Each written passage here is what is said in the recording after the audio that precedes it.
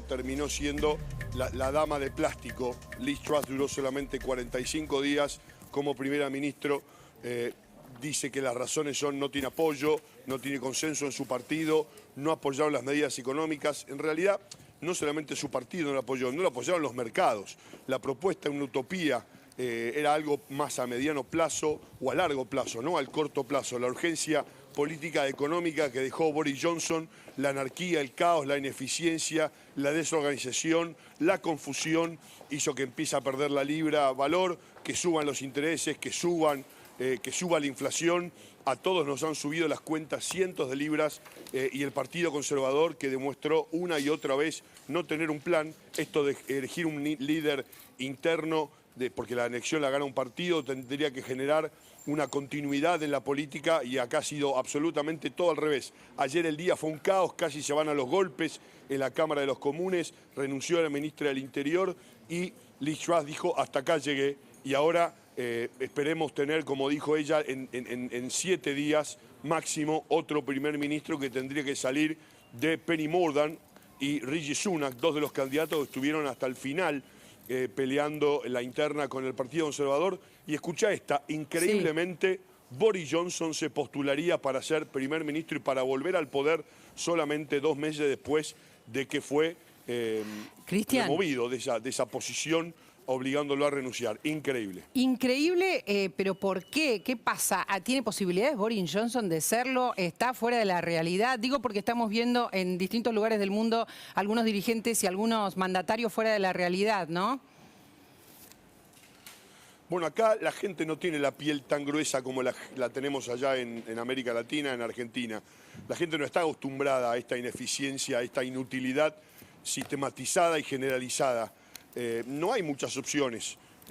Realmente el Brexit ha sido un desastre, no hay ningún tipo de resultado en ninguna de las facetas que prometían darlo, ni en inmigración, ni en economía, ni en defensa, ni en política. Tal vez aquella vacunación temprana, fuera del consenso de la Unión Europea, lo fue, pero nada más. Económicamente, políticamente, el Reino Unido no ha sacado nada en limpio de lo que es el Brexit, y ahora se están pagando las consecuencias. El mal manejo de la pandemia, la cantidad de muertos, la negación de Boris Johnson, las fiestas ilegales. Obviamente no ayuda a un hombre que nunca dio el ejemplo, pero que increíblemente, así lo muestran las encuestas, y dentro del Partido Conservador se presenta como una alternativa solamente 2 meses después de que la gente no quería más de Boris Johnson. No, me parece que es muy importante el análisis que estás haciendo. Tampoco entiendo que no tiene vuelta atrás, ¿no? Lo que estás contando. Todo empieza hace unos años, 5 o 6, con el Brexit. Todo empieza a temblar, la economía empieza a caer en Gran Bretaña. 2016, ahí está, en el verano, cuando todo el mundo pensaba que las dos opciones eran quedarse o salir. La mayoría que queríamos quedarnos estaban en otra cosa. Las encuestas daban que ganaba el quedar de manera 70-30. Mucha gente no fue a votar, no era obligatorio, era optativo. Terminó ganando el dejar la Unión Europea 48 a 52, o sea, nada era el Pero espera, después se sumó la pandemia, después se sumó la guerra. Entiendo que en este momento Putin debe estar muy contento. No, la pandemia se sumó en un país que es una isla, que no tenía límites terrestres con otros países, que estamos escuchando y mirando lo decían los italianos que pasaba en Italia. Boris Johnson negándolo sistemáticamente, con provisión de material tardío a la gente y con el índice de mortalidad más alto de Europa. Indefendible es eso. La vacunación, tuvieron la suerte de tener a Oxford y AstraZeneca acá en el Reino Unido, que sacaron una vacuna en un tiempo récord, que funcionó, pero hasta ahí llegó. Después de ahí fueron un error tras otro, no se hicieron arreglos de comercio con nadie, importantes, trascendentes en el mundo. Se hizo un arreglo, creo que fue con Guatemala o con Nicaragua. No se pudo realmente rentabilizar absolutamente nada lo que prometían, las ventajas que tenían de no poner más dinero en la Unión Europea. Y bueno, un efecto dominó que termina en esta payasada de tener 4 ministros de Economía en un año, cuando no sabíamos quién era. Antes de Boris Johnson no sabíamos ni quién era el ministro de Economía. Exactamente. Espera. Y ahora tenemos 4 en un año. y una primera ministra que dura un mes y medio. ¿Sabés qué? Me parece súper interesante. Vos estás muy concentrado en lo que está viviendo Gran Bretaña y tenemos a Inés Capdevila que puede sumar información sobre lo que pasa con Putin ahora. Porque Putin, yo estoy pensando, Inés, que debe sentirse fortalecido, ¿no? O por lo menos contento con esto que está pasando. Gran Bretaña es uno de los que lleva la punta contra su invasión a Ucrania, Inés. Efectivamente, María Laura, y en especial fue Liz Truss la que llevó un poco la política muy agresiva de Gran Bretaña contra la invasión de Rusia en Ucrania. Por lo tanto, es probable que, como vos decís, Putin se esté relamiendo un poco con esta derrota y casi una humillación, diría, de Liz Truss, la mandataria de más corto gobierno en Gran Bretaña. Sin embargo, Putin tampoco tiene mucho para vanagloriarse hoy. Hasta ahora la guerra en estos últimos 2 meses prácticamente han sido una sucesión de derrotas parciales para Putin y por ahora no ve cuál va a ser la herramienta, cuál va a ser el arma o la táctica que lo va a sacar de este pantano en el cual se encuentra Rusia respecto de la invasión con Ucrania. Ahora, fíjense, y les hablo a los dos, Cristian, que cómo está Europa, ¿no? Decía yo cuando empezaba el programa, atenti, acá empezamos el otro día con las manifestaciones en Francia, la gente está muy enojada, en Gran Bretaña estamos contando lo que está pasando ahora, pero desde hace años viene pasando y cada vez la economía está peor, la libra que se acercó al dólar y en Italia con el crecimiento de la extrema derecha. Estamos viendo una Europa complicada. Yo te diría, María Laura, perdón, Cristian, que no es solo Europa.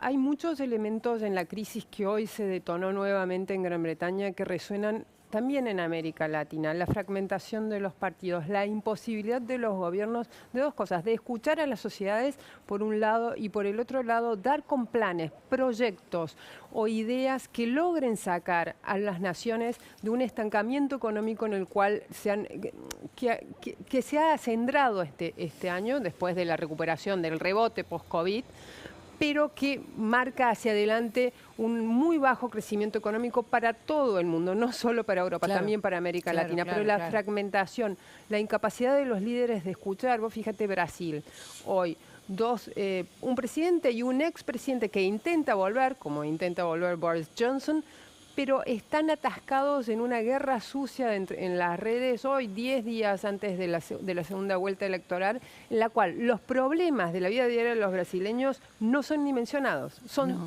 cruce de acusaciones. Entonces, mucho de eso que hoy vemos en Brasil, lo venimos viendo desde hace unos meses en Gran Bretaña, lo vemos en Europa, por ejemplo, en Italia. Sí. Mañana supuestamente asume Giorgia Meloni, pero ya asume un poquito con tropiezos. ¿Por qué? Porque se enfrentó durante toda la semana con Berlusconi, que es uno de sus socios fundamentales de la coalición de gobierno. Es muy difícil gobernar hoy, lo están mostrando los países europeos, lo están mostrando los países en América Latina y el proyecto hacia adelante, lo que viene hacia adelante promete ser mucho más amenazante y desafiante. Cristian, entendemos que al ser argentino, por más que también sos inglés, estás viendo esto que está pasando como algo que ya vivimos, ¿no? Como algo que ya viviste. Ahí debe ser un cimbronazo, pero en relación a tu vivencia es como una argentinización de Gran Bretaña.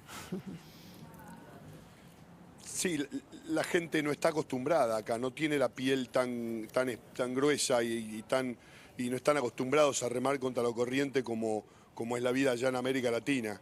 Por eso les cuesta mucho más entender, porque es un país lleno de recursos, que en su momento fue políticamente de vanguardia, el único país europeo ni que negoció, ni fue invadido por los nazis, ni fue aliado de los nazis, que pudo ponerse de pie en base al esfuerzo de la gente con sistema de salud pública eficiente, gratuito. Acá nadie fue aliado de los nazis como los italianos, o cómplices como los españoles, o permisivos como los belgas o los holandeses, o los escandinavos o los suizos, que son campeones mundiales a camuflarse en todo tipo de leyes. Es una Europa muy compleja, un país que tenía una industria, se ha convertido en un país de servicios, de financistas, que son los que mandan. Acá no manda la gente, acá mandan los financistas.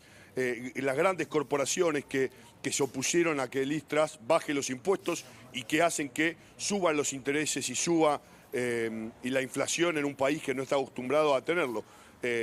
Como decía Inés, le echan la papa caliente a la gente cuando les conviene, como hicieron con el Brexit, allá en el 2016, manipulando un referendo que terminó ganando por solamente el 2% y que realmente no tiene justificativo, no tiene, por lo menos en el corto y el mediano plazo, no vemos absolutamente ninguna ventaja.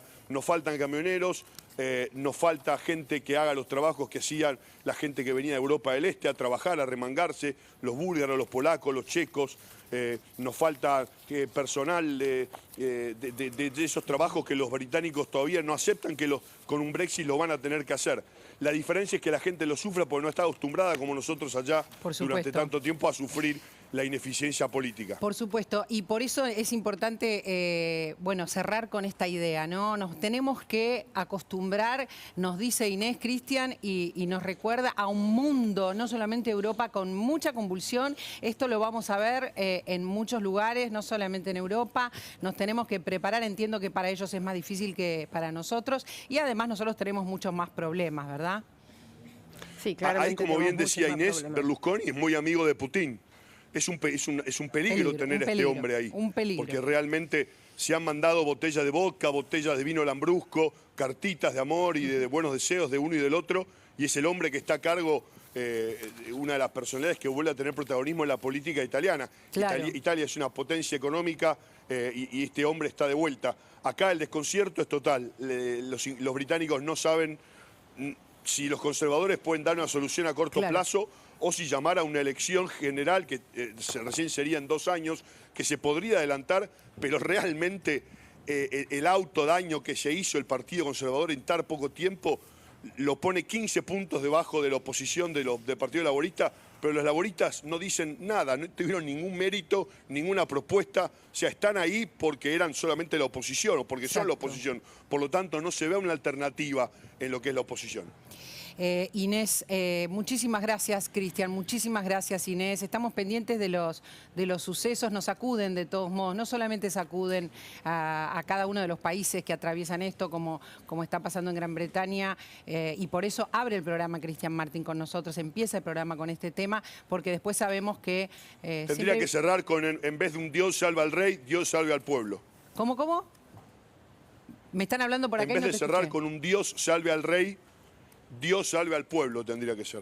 Tendría que ser así. Uy, hablando de eso, no hablamos de la muerte de la reina. Nada ayuda, ¿no? Por estas horas, nada ayuda.